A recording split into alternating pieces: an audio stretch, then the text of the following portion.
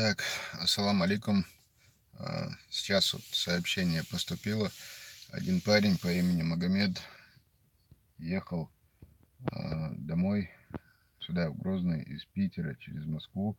Не доезжая 170 километров до Москвы, у него он проколол колесо, в общем, звонит, говорит, запаски нет, к сожалению. Это скоростная трасса, там никто не останавливает ему, в общем, такое дело. Трасса М10.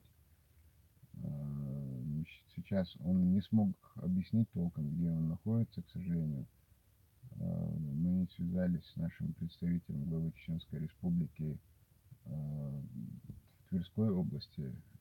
Парень по имени Хасан, замечательный человек. Если это в пределах его досягаемости, он обязательно поможет. Если нет, то, как говорится, каждая минута у парня на счету. Я напишу сейчас в описании к этому видео, напишу телефон этого парня. Если что, если кто-то рядом там находится, можете с ним связаться, спросить, где, что, как.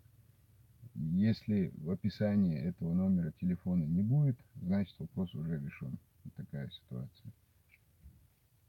Так, если кто-то находится там в пути на трассе М10 от Петербурга в Москву, то, возможно, вы сможете помочь парню. Такая ситуация. Так, я сейчас в описании напишу номер его. Я сейчас в описании к видео номер его напишу. Валикум ассалам. Закрив Асламбек. Дейр волк. Çok yakına ol. Так, давайте.